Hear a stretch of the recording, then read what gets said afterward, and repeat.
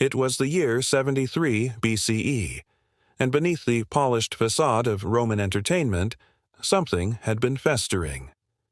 In the heart of the ludus of Lentulus Batiatus, a storm was brewing, silent, patient, but inevitable. Rome had built a system meant to crush the spirit and silence the soul. But in Spartacus, it had failed. For months he had watched, waited, studied every guard's step, every weak point in the walls, every rhythm in the routine of their captors. And he wasn't alone. Around him were men who had tasted Rome's cruelty, each with their own scars, each with a flame of vengeance burning behind their eyes. There were Crixus, the mighty Gaul with muscles like carved stone and a heart still wild with rebellion. Onomaus, the seasoned fighter whose silence spoke louder than any roar. Gannicus, reckless and fearless, whose laughter echoed even in the face of death. And others, dozens, then hundreds, united not by race or tongue, but by suffering. Their weapons, not swords, not shields, not chariots. At first, kitchen knives, cleavers, spits from the fire pit. Tools meant to feed Roman guests now became the instruments of revolt. When the moment came, it was merciless. A handful of guards lay dead before anyone even realized what had begun. Within minutes, chaos exploded like lightning across the compound. Cells burst open. Chains were shattered. Blood slicked the training sands that had once demanded their obedience. The roar of rebellion drowned out the silence of oppression. Spartacus didn't just flee, he led, and every step he took was a declaration of war. Through the darkness, he and his men stormed the nearby roads, ambushing a caravan carrying real weapons bound for another garrison. Swords, shields, spears, Roman steel, now in rebel hands. Their numbers swelled with every passing hour. And when they reached Mount Vesuvius, they did not hide like fugitives. They dug in like warriors preparing for siege. From high above the plains, they looked down on the empire that had enslaved them. Rome expected panic. Rome expected fear. What they got was defiance. Word of the uprising spread like wildfire through the Italian countryside, and as it spread, it lit hearts ablaze. Fugitive slaves fled from their masters. Shepherds abandoned their flocks. Deserters and outcasts slipped away from Roman roads and joined the cause. Soon, the handful of gladiators had become a full-fledged army, thousands of the desperate, the forgotten, the furious. The Roman Senate laughed at first. They called it a minor disturbance, a band of runaway slaves, a pebble beneath their boot. So they sent a local militia, not a legion, not a general, just a band of soldiers. They never came back. Victory after victory followed. Spartacus, who had never commanded a Roman army, outmaneuvered trained officers with instinct and brilliance. He divided his forces to bait and trap enemies, cut supply lines, ambushed patrols, and liberated towns. But this was not chaos. It was strategy. Spartacus wasn't a brute. He was a visionary. He wasn't fighting to burn Rome down. He was fighting to get away from it. His dream was simple, yet impossibly bold. Lead his people north, past the Alps and home, where Rome could never reach them again. Freedom not just for himself, but for all of them. Yet, even in victory, cracks formed. Some wanted to march on Rome itself, to take revenge. Others grew drunk with loot and power. Spartacus faced not just Roman armies, but internal conflict, ambition, pride, and the chaos of leading thousands of former slaves with no unifying past but pain. And yet, they followed him, because Spartacus wasn't just a man anymore. He was a symbol, a flame, and Rome. Rome was about to face the fire. Rome laughed, at first. To the Senate, it was a minor embarrassment, an inconvenience that would be extinguished like a spark beneath the heel of Roman might. After all, what were a few runaway slaves against the greatest military machine the world had ever known? But the spark did not die. It caught dry wood, and then it burned. The hills of Campania became a battlefield, and the name Spartacus, once unknown, once irrelevant, became a whisper of fear in Roman villas and war councils alike. The blood of legions Rome sent its first force, 2,000 soldiers, confident, armored, disciplined. Spartacus met them with men dressed in rags and scars, and he annihilated them. It wasn't just brute force, it was genius. He lured them into narrow passes, cut off their supply lines, struck at night, in storms, at their most vulnerable. The Romans, so used to predictability, to order, to wars fought by the book, were outmaneuvered by a man who had never read that book. The rebels stole Roman weapons, Roman armor, Roman tactics, and every victory was a rallying cry. For every soldier lost by Rome, Spartacus gained 10 more fighters, men who once toiled in fields, built Roman roads, or served at lavish Roman banquets. Now they fought with the fury of the wronged. It was not a rebellion, it was a reckoning. An army of ghosts. The Roman countryside began to change. Entire regions slipped from Roman control. Slave owners abandoned their villas, terrified of what might come in the night. Some towns opened their gates to Spartacus. Others resisted and were made examples of. His army was no longer a ragtag band. It had swelled to over 70,000 men, and now women and children traveled with them. It became a mobile nation, poorly supplied but fiercely loyal, marching, living, and fighting under the banner of one man. But this army carried no emblem, no eagle, no crown. Their banner was the memory of chains. And Spartacus. He didn't call himself king. He slept in tents, ate what his soldiers ate, and bled beside them on the battlefield. He led not from above, but from among. To the oppressed, he was salvation. To the free, a dangerous idea. To Rome, he was a nightmare that refused to fade with the dawn. With victory after victory, a question loomed. Where next? Spartacus knew their best chance was escape. The Alps stood tall and cold to the north, a wall between slavery and freedom. If they could cross it, they could scatter to their homelands and disappear forever. And for a time, the path was open. Roman forces had been shattered. The north lay undefended. But not everyone wanted to run. Crixus, the mighty Gaul, and thousands with him burned not for freedom, but for vengeance. Rome had taken everything from them: families, futures, dignity, and now that Rome was bleeding, they wanted more. They wanted the heart of the empire. So the army split. The Senate no longer saw Spartacus as a nuisance. They saw him as a threat to their entire way of life.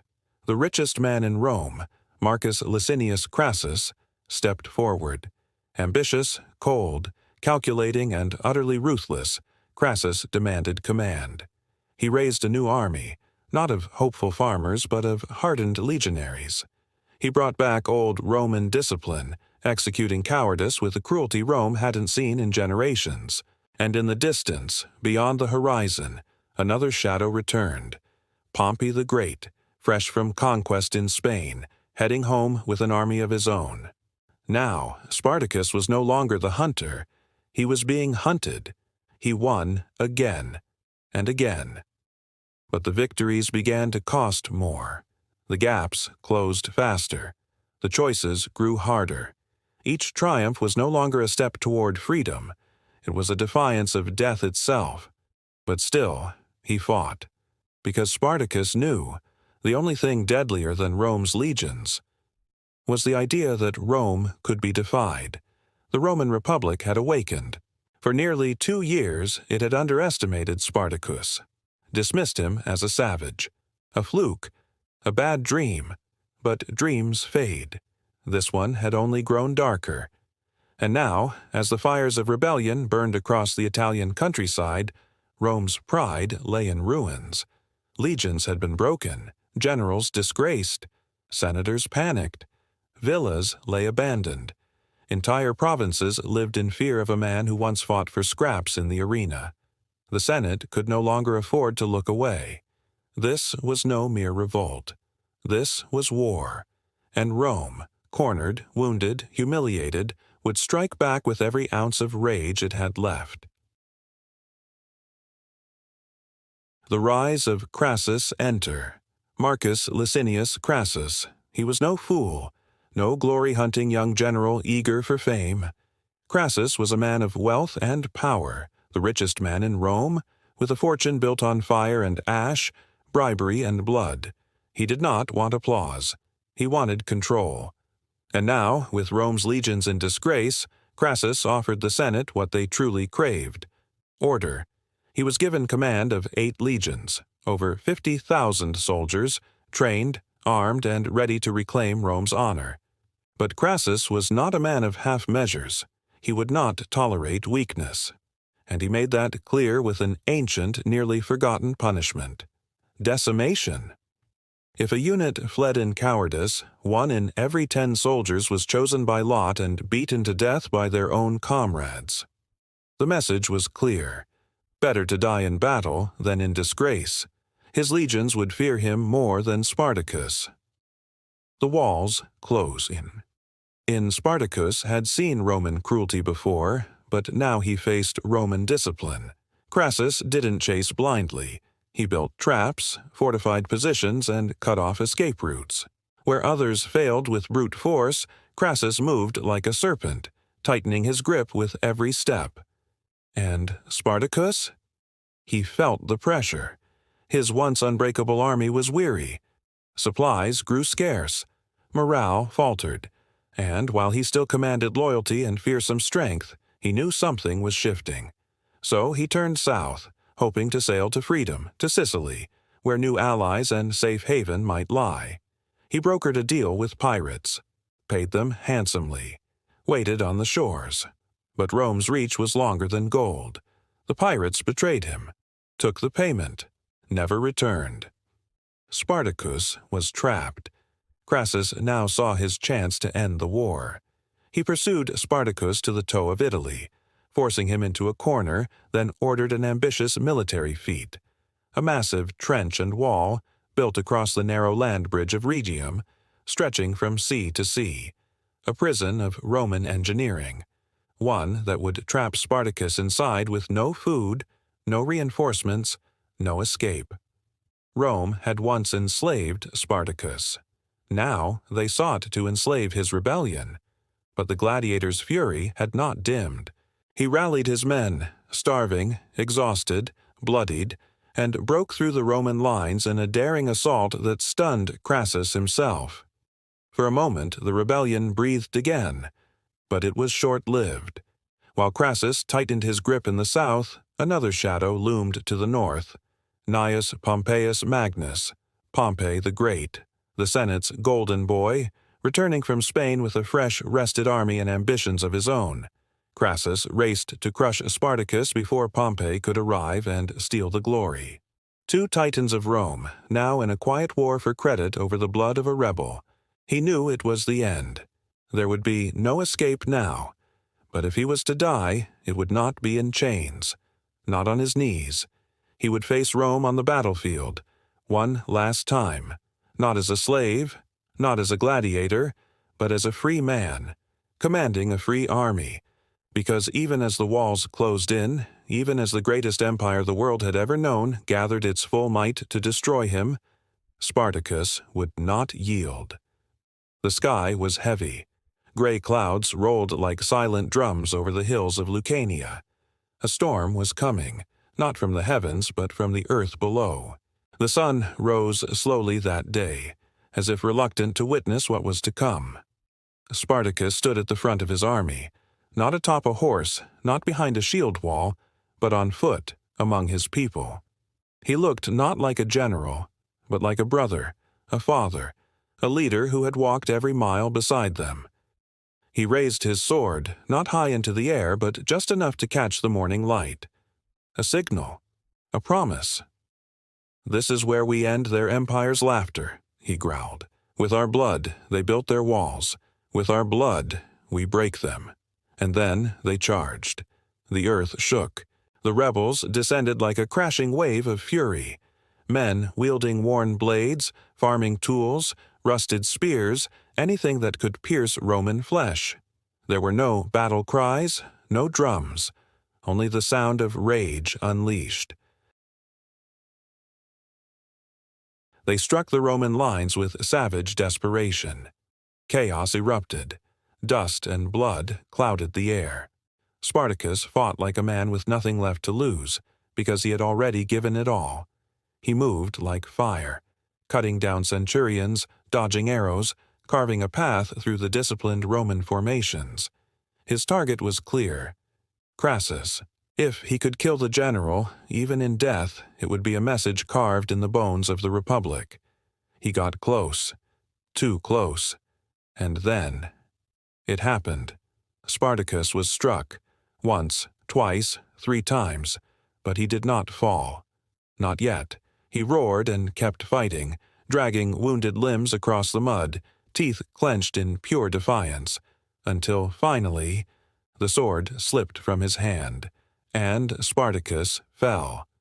No trumpet announced his death. No historian recorded the exact moment.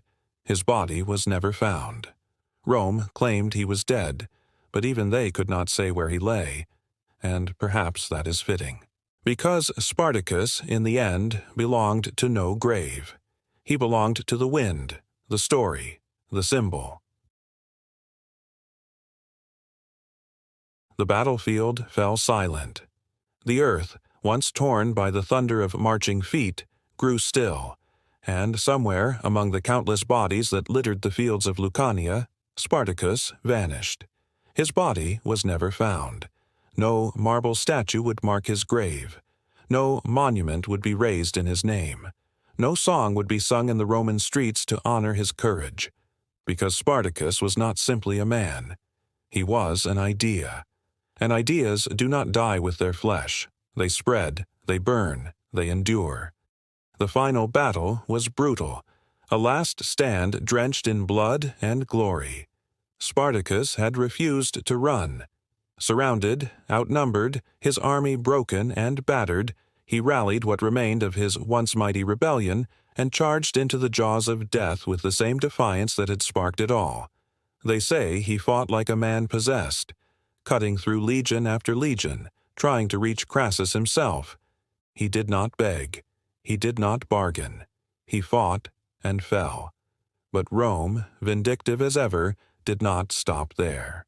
To drive terror into the hearts of every slave who dared to dream, Crassus ordered a punishment so cruel it would be remembered for centuries. 6,000 of Spartacus' followers were crucified along the Appian Way, from Capua to Rome, a line of agony stretching over 200 kilometers, an empire's message written in blood and bone. This is what happens when you defy Rome. And yet, the very attempt to erase Spartacus became the reason his story was immortalized. The echo that never faded. The Roman historians wrote of Spartacus with a mixture of fear and fascination. Plutarch called him more noble than his station. Others whispered that if he had marched on Rome directly, he might have succeeded.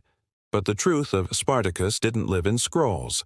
It lived in rumors, rebellions, and revolutionaries. Across generations, the legend grew, passed from lips of the enslaved to ears of the oppressed, told in secret gatherings, in hushed voices behind locked doors, not as a tale of defeat, but as a beacon. There was once a man who rose, a man who would not kneel, a man who made Rome tremble. The fire reignited through time. Centuries passed. Rome fell. New empires rose. New chains were forged. And still, Spartacus lived on.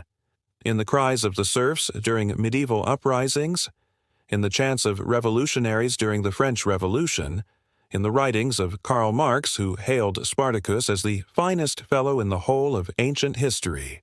He became a symbol for every fight against injustice, every soul who refused to bow, and every heart that dared to believe in freedom when the world offered none. From literature to cinema, his name returned again and again, revived, reshaped, revered. In 1960, the world watched as Kirk Douglas stood tall in the Hollywood retelling, crying out, "I am Spartacus!" And in that moment, the myth was reborn once more, not just as a man, but as all of us. What Spartacus truly gave us. Spartacus didn't conquer an empire.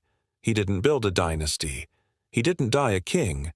But what he gave the world was more powerful than any crown. The idea that freedom is worth bleeding for. That a man in chains is still a man. That even the most powerful empire can tremble when the forgotten find their voice.